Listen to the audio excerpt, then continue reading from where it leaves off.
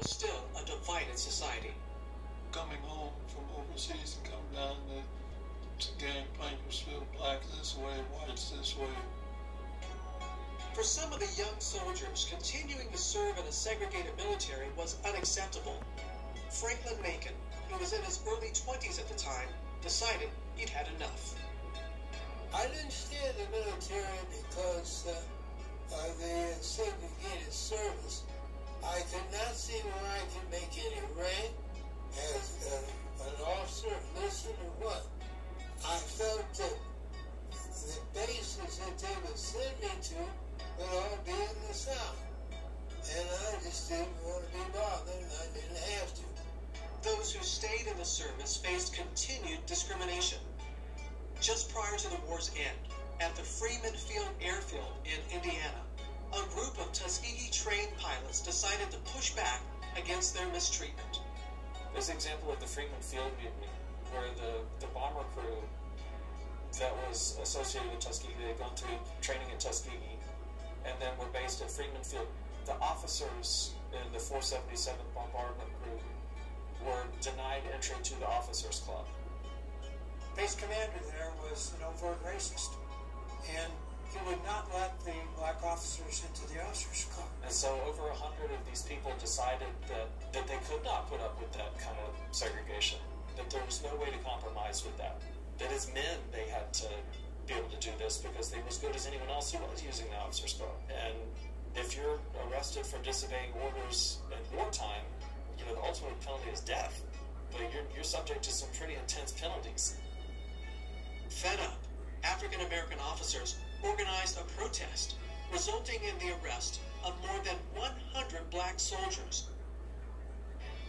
There was some pushing and shoving that went on, and when it eventually got sorted through by outside inspectors coming in, it was found that they were fully entitled to the privileges that they were expecting, that the base commander did not handle the incident very well. He was relieved. Colonel Davis took over command at that time, and the 477th continued its training. This event and others drew attention to the issue of discrimination in the military, and by 1948, President Truman integrated the armed services with Executive Order 9981. There wasn't much fighting going on. That's the reason that President Truman integrated the armed forces. That a house divided against itself could not stand.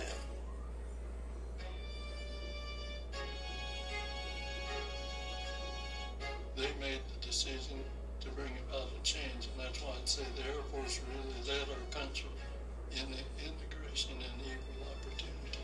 By July of 1949, the Tuskegee program had ended, and its all-black squadrons had been deactivated. Still, for the airmen of Tuskegee, the fight for racial justice and equal rights would continue. My father served in both the Korean and Vietnam Wars and retired after 32 years as a full colonel in the Air Force, earning 18 service medals and awards. Benjamin Davis, one of the original members of the 99th Fighter Squadron, would go on to become the first ever black brigadier general in the Air Force and would rise to the rank of 4 stars. Coleman Young, a member of Tuskegee's 477th Bomber Group and a part of the Freeman Club Mutiny, was elected Detroit's first black mayor.